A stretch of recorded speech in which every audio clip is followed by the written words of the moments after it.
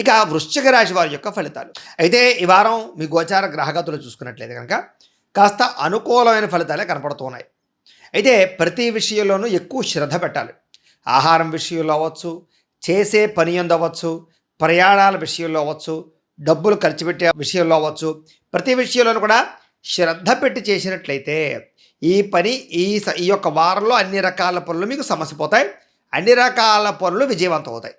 సమయానికి అవసరానికి డబ్బులు చేతికి అందడం వల్ల కొత్తగా ఏదైనా ఇన్వెస్ట్మెంట్లు చేయడం కానీ, వ్యాపారాలు పెట్టడం కానీ, గృహాలు కొనడం కానీ, వాహనాలు కొనడం కానీ కలిసొస్తుంది. వ్యాపార పెట్టుబడులు పెట్టే వాళ్ళకి కానీ, గృహాలు కొనే వాళ్ళకి కానీ, భూములు కొనే వాళ్ళకి కానీ సమయాన్ని డబ్బులు చేతికి అందుతాయి. లేదా పెట్టినటువంటి పెట్టుబడులు వృద్ధవుతాయి, కలిసొస్తుందని చెప్పొచ్చు.